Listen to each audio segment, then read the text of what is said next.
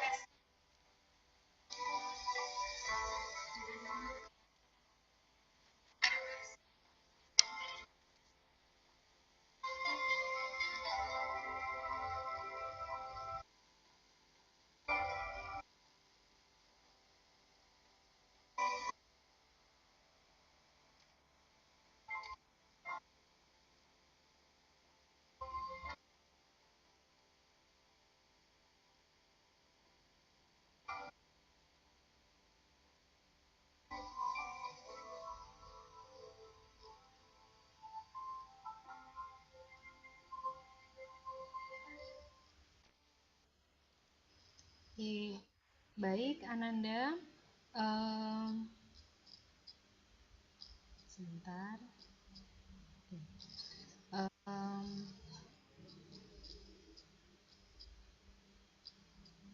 Barusan Ananda sudah menyaksikan sebuah video di mana ada eh, membaca sebuah puisi. Jadi Desit itu merupakan salah satu dari seorang pujangga, di mana pada dasarnya adalah pujangga ini seseorang yang eh, menyampaikan, mengaspirasi, kemudian membacakan atau menghasilkan, menuliskan suatu karya sastra, baik itu berbentuk puisi maupun prosa. Nah, ini adalah salah satu contoh cuplikan puisi yang sudah Bu Ayu buat. Nah, ini sebenarnya adalah salah satu dari beberapa puisi yang sampai hari ini menjadi salah satu proyek yang nantinya insya Allah akan menjadi kumpulan puisi. Di sini Bu Ayu punya puisi dengan contoh serpihan, dengan judul Serpihan pada Kopi. Nanti bisa dibaca sendiri ya. Oke, saya lanjutkan. Nah, di sini apa itu puisi? Puisi merupakan ragam sastra yang terkait oleh unsur-unsur seperti irama, mantra, kemudian rima, baris, dan bait. Kemudian puisi juga dapat dikatakan sebagai ungkapan emosi, imajinasi, ide, kemudian pemikiran, irama, nada, susunan kata, kata-kata kiasan, kesan panca indera, dan juga perasaan. Jadi pada dasarnya puisi ini adalah sebuah ungkapan perasaan yang dimiliki oleh seseorang yang dituangkan dalam sebuah tulisan. Nah, di sini ada beberapa cara menulis puisi. Bu Ayu mengambil salah satu dari sumber merdeka.com yang merangkum ada 7 langkah menulis puisi bagi pemula. Sebenarnya banyak untuk referensi. Ini Bu Ayu memilih salah satu yang sekiranya cukup sederhana dan insya Allah Ananda semuanya bisa melakukannya. Yang pertama adalah Ananda harus membaca buku sastra terlebih dahulu. Kenapa?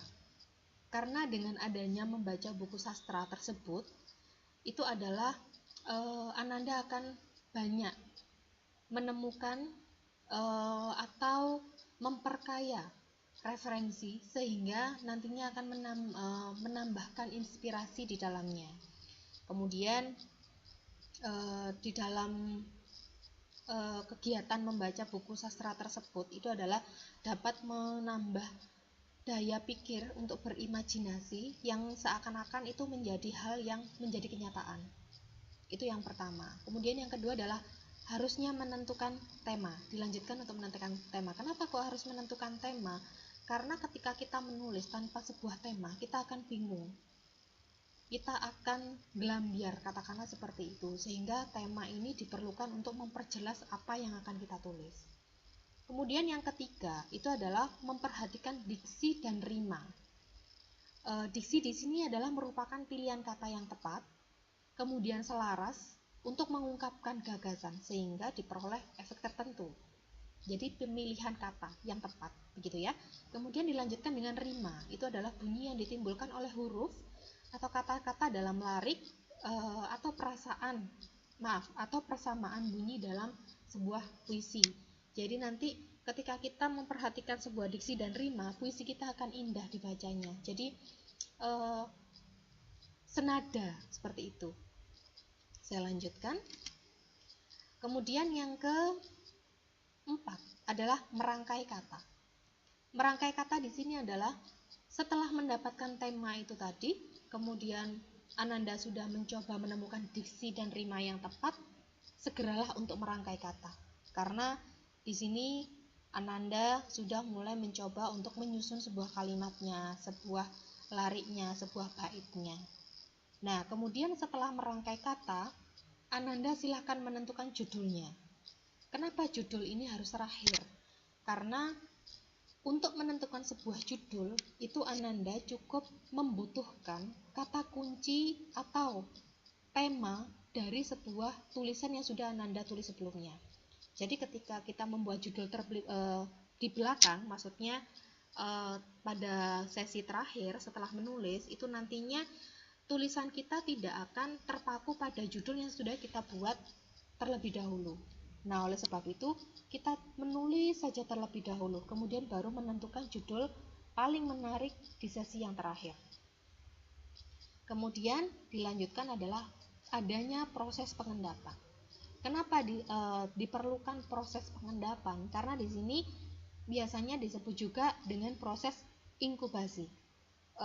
Biasanya proses inkubasi ini berjalan antara 7 sampai 10 hari. Tujuannya untuk apa? Yaitu untuk memperbaiki, mendiamkan terlebih dahulu, kemudian untuk memperbaiki puisi yang sudah kita buat. Misalnya dalam proses melakukan koreksi, ada kesalahan penulisan, kemudian ada kesalahan pengetikan, atau bahkan mengubah kata-kata yang sudah kita buat sebelumnya, sehingga lebih sempurna, sehingga lebih baik lagi, sehingga lebih bisa menyampaikan maknanya secara baik, begitu. Kemudian yang terakhir itu adalah proses koreksi. Kenapa kok kita membutuhkan proses koreksi? Di sini adalah kita harus membaca ulang dengan cermat tentunya pada setiap bait puisi yang telah kita tulis. Kemudian nantinya pasti kita akan mendapatkan atau menemukan kesalahan-kesalahan dalam penulisan yang sudah kita lakukan sebelumnya, dan tentunya sudah melewati proses pengendapan yang dilakukan. Dan dari kesalahan-kesalahan yang sudah kita temukan itu, barulah kita untuk memperbaikinya sehingga puisi kita lebih baik, lebih sempurna, kemudian lebih berkualitas. Begitu Ananda ya.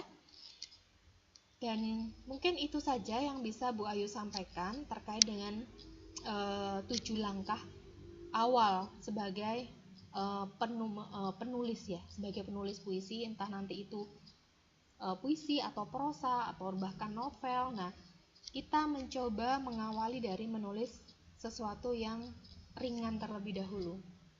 Jadi dengan menulis puisi ini Ananda bisa meluapkan perasaan yang Ananda rasakan, perasaan yang Ananda mungkin selama ini tidak bisa diungkapkan dengan kata-kata, tidak bisa diceritakan kepada siapapun, tapi Ananda bisa meluapkan dengan tulisan-tulisan Ananda. Jadi selamat mencoba, semoga berhasil. Insya Allah jika dengan niat semuanya akan maksimal. Begitu ya. Terima kasih, semoga bermanfaat untuk Ananda semua. Bu Ayu akhiri, Assalamualaikum warahmatullahi wabarakatuh.